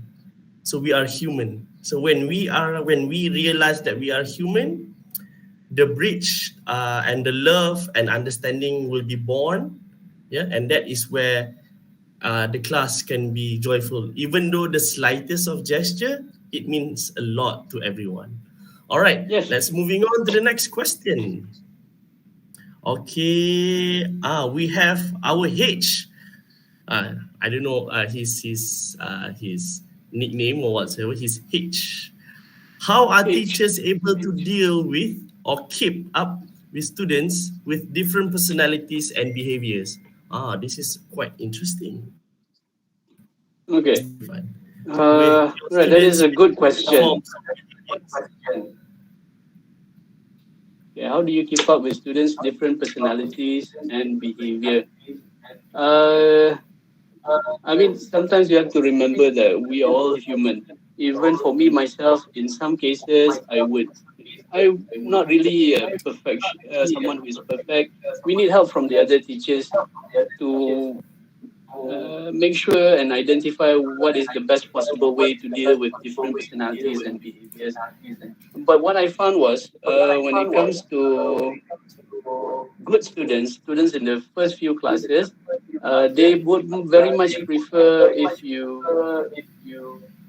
give them like the amalan baik, those things are actually very something that they chase after, the amalan baik thing, students from the first few classes. And then from the last few classes, it's important for them to try. It's important for you to try and talk to them. I mean, in the school, I mean, I like to think of it like this. I'm one of the teachers there, and I am a male. We have a lot of guru discipline at school.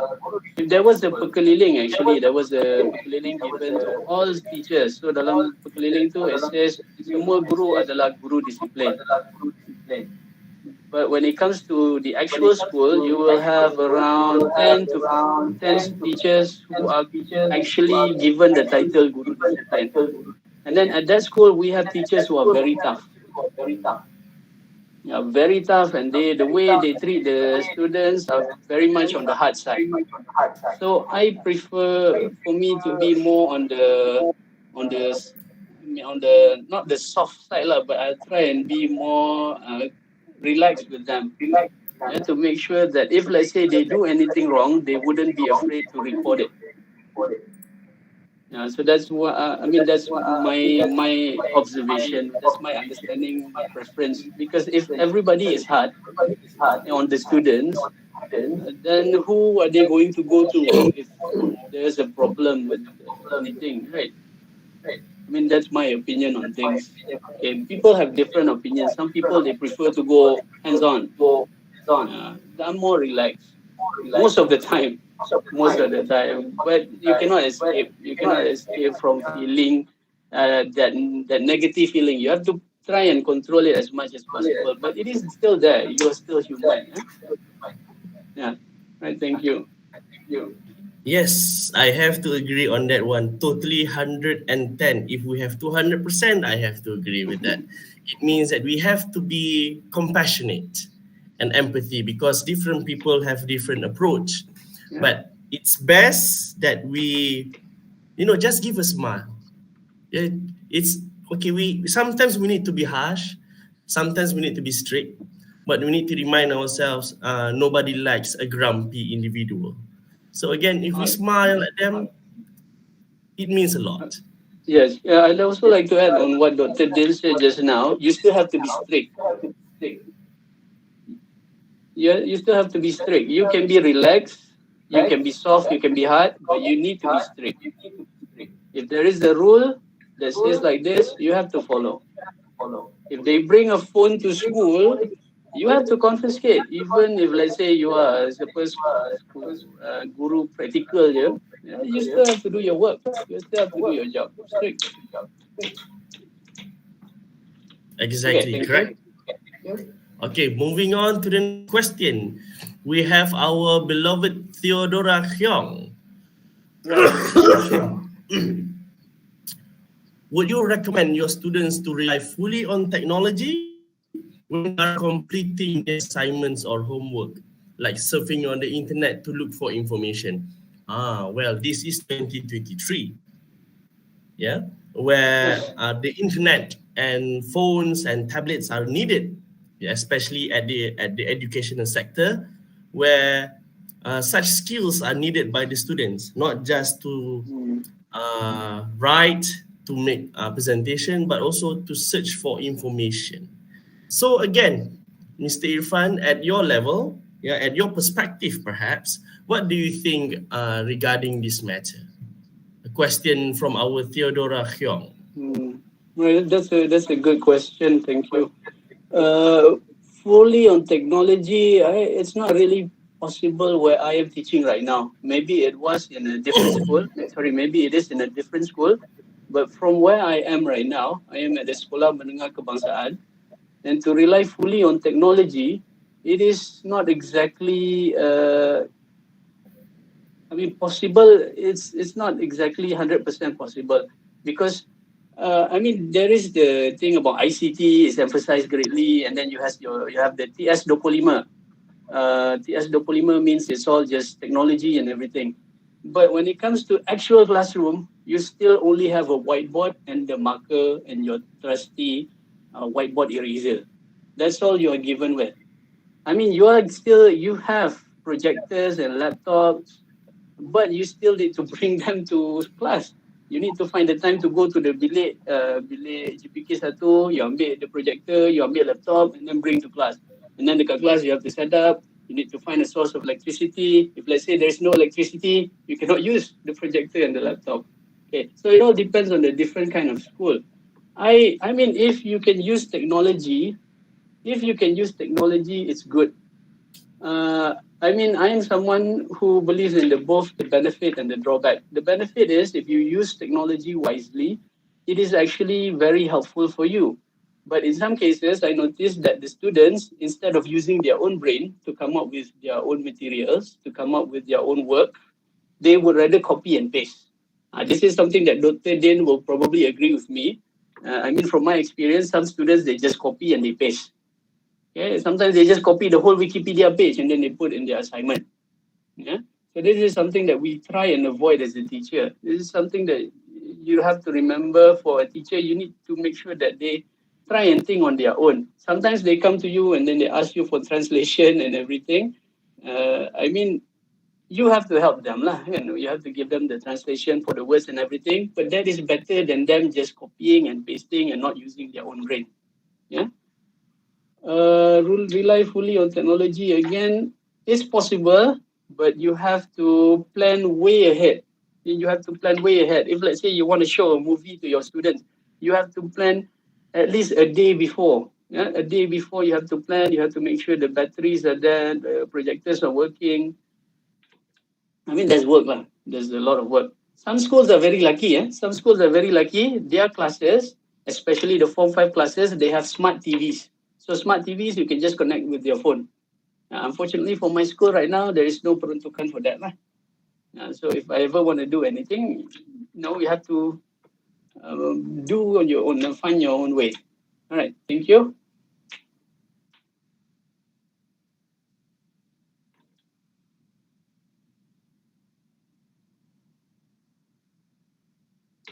Hello. Okay, sorry, I forgot to turn on the microphone. Okay, I believe a different angle of teaching situation requires a different tools to making sure the knowledge has been transferred effectively and the learning experience is heightened. Yeah, but again, what Mr. Irfan said, in becoming a teacher, I think it may apply to both sides, teachers and lecturers. In the end, we are going to be left with a marker, a whiteboard, and your trusty eraser. Because we still need to jot notes, yeah, we still need to show them and to explain. Sometimes the internet, sometimes the computer is not enough. Yeah. So again, we need to be creative about it. And sometimes, as what Mr. Irfan said, what happens if there is no source of electricity? And that is where you need to know the knowledge perfectly in and out in order to deliver the knowledge effectively to the students for them to understand. Please excuse my coughing. Okay, moving on to the next question. Okay, we have a question from our Hadfina Hamid. What's your opinion about some teachers who have another appearance outside the school? In other words, do teachers need to look seamless inside and outside the school? I think this is more to image. Yeah, more to image. Does the teacher needs to show a similar image at school and also outside of the school? So, Irfan, if you... Okay, this is more on opinion, right? Exactly. Okay. Thank you for the question. Appearance outside the school, must it be similar? Look seamless inside and outside of school. I mean, no, we're not maksum. We are all we're not capable of avoiding from sin, right? But it is all up to you. What is going to happen is that if outside you portray an image which is negative, it will affect your position. Yeah, it will affect your progress. Yeah, this is something that may impact you in your career as a teacher. It will affect you. Let's say they will, like most recently, there was a case where this teacher decided to do a TikTok and then it went viral, and then the teacher had to delete all the videos that she did. Yeah. So there are things that you have to keep in mind before you do something. Yeah? Before you start recording your students, before you start doing anything, you must keep in mind, how will this affect my career as a teacher? If, let's say, you do something outside the school that affects the image of a teacher in general, I mean, everyone has their own opinion on what is the bar, on what you can actually do as a teacher. I mean, it all depends on the situation. It all depends on how would I say this? I mean, probably it's going to affect you. If you are outside, you try to post and you start posting pictures of yourself inappropriately or things. You start posting status which are not appropriate. So these things will affect you. It will not affect you maybe at the time, but it will affect you down the line when it's time for your promotion. Probably when it's time for your promotion, or maybe even when you want to pension. Okay, there were cases where the teacher she was called to pay back some of the money given to her. She was given, when it comes to discipline, and KPM is very strict when it comes to, let's say, what happens to the teachers. Like this one teacher, she got paid an extra around 100 per month, and then KPM managed to, send a letter asking for all those time that they given the extra money. The money has to be returned. So what I'm trying to say is, you cannot escape. If you're a teacher, you cannot escape from the loss. The loss that is presented, that was given to you. You signed the contract, you signed the pension. So something that you cannot avoid. Yeah. Okay, thank you. I hope that answers the question. Yes, exactly. Thank you, Mr. Irfan, for your point of view. Yeah, please be reminded, whoever or whatever we are doing, it will affect our profession. Yeah, please be wise before you post something, especially at the social media, or perhaps before you do something outside of the office. Yeah, because yes, words will come around. Yeah, always take care of your dignity. Yeah, always have standards. Yeah, again, it will affect you, it will not affect your friends. Yeah, always be reminded to have self-respect. Okay, because self-respect will save you towards the end of your career. Okay, wow, it looks like we have a lot of questions.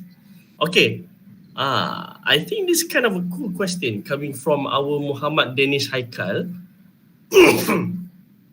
From an educator perspective, could you share your opinion on standardized testing and its effectiveness?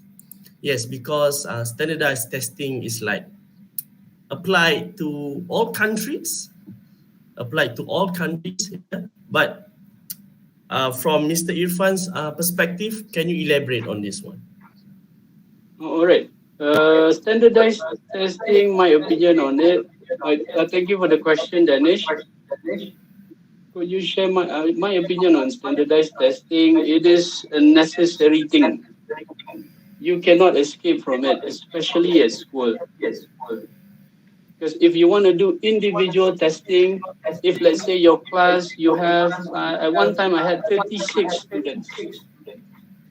Yeah, I had 36 students. If I want to do individual personalized test, it will be a very long time. It's not going to be as simple as just, just giving them questions, okay, and then you finish in a week or a month. It will take more than months to finish. So it's a necessary thing. I mean, standardized testing is not exactly the best. It's always formative assessment, which actually assess the students' knowledge throughout their learning process.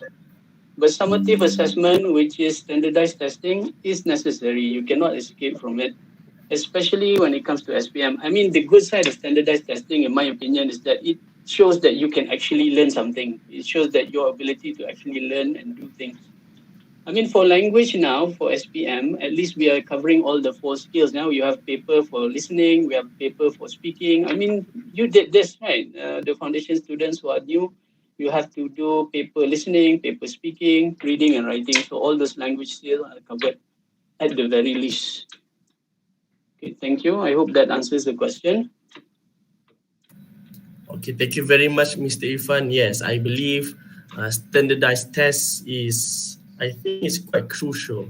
Yeah, not to, how can I say this? Not to put the same line to everyone, but the function of a standardized test, I think primarily to observe and to making sure whether the knowledge has been transferred perfectly to the students and the students able to apply it back via standardized tests. I think that is why we need standardized tests.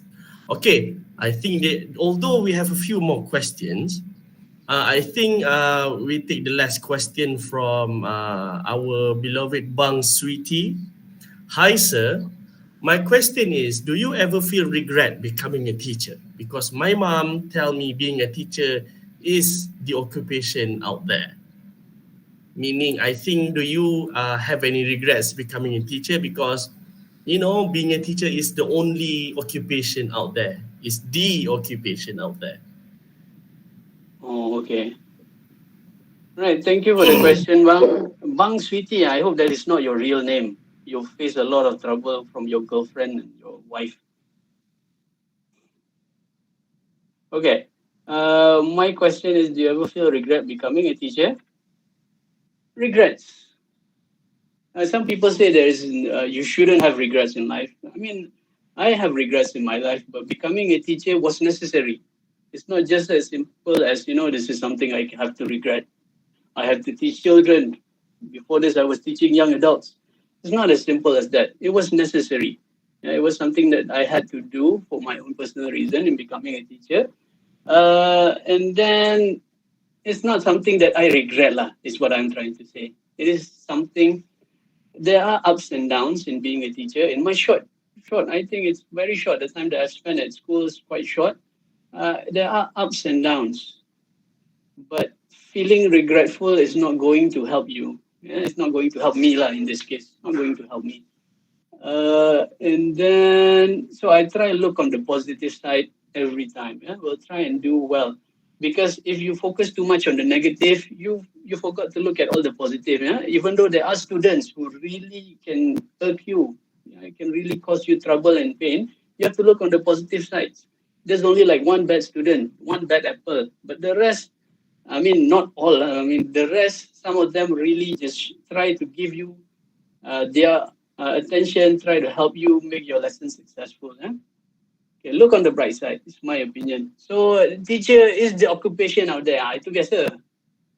Dalam masyarakat kita biasa. Oh, cikgu senang jadi cikgu. Untung aja jadi cikgu boleh relax. Yeah, so it's biasa. It's a common perception for all the people out there that being a teacher is the best occupation out there.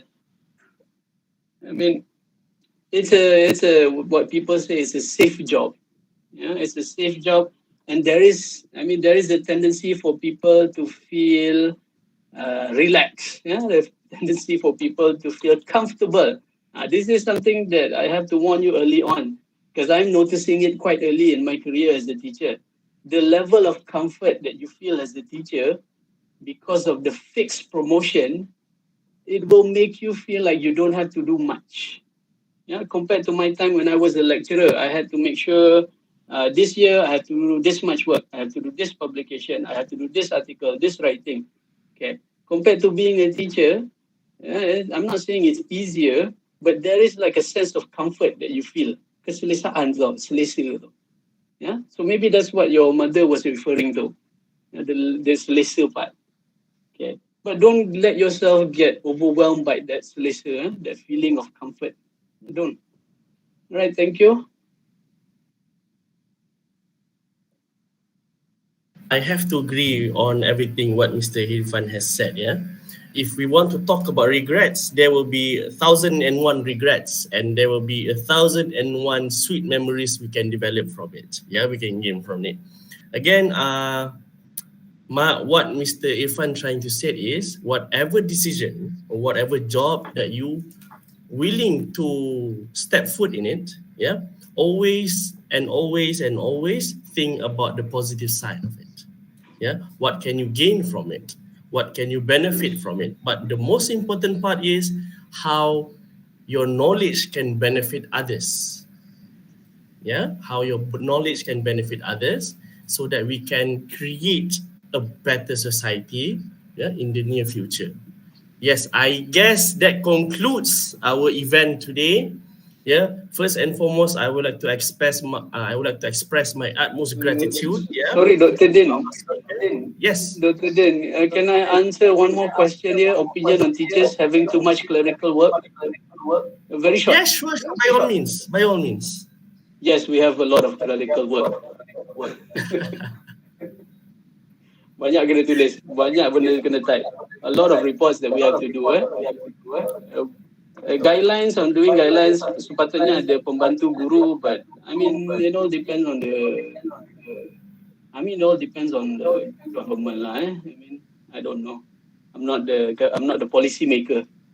but we do have a lot of reporting that we have to do. Buat program report, keluar sekolah report, habis result keluar SPM report. Semua kena tulis, semua kena print. Alright, thank you. Alright. Well, Sorry, again, Dr.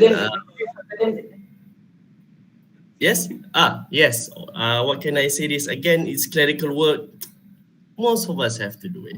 Yeah, some of us have to do it because orang kata, well, that's job, the side job of it. Yeah, the side job of it. Yes. Yeah. Yes. Okay. Again, before we end today's event, our blissful event, I would like to express my utmost gratitude, to Mr. Irfan for his willingness, to spend his time, to share and expose to all of us regarding the benefits of being a teacher and also the benefits of being a lecturer. I hope, all of us may benefit from this event, and we hope that what we learn today is not just for us, but it will benefit our future generation, so we can grow from all of this, we can develop new perspective, and it will allow us to have a more and a clearer understanding on what our future endeavors, especially in the field of education. Okay, so thank you, Mr. Irfan, for your time. So let's end today's event with wabillahi taufiq wal hidayah. Assalamualaikum warahmatullahi wabarakatuh. Bye-bye.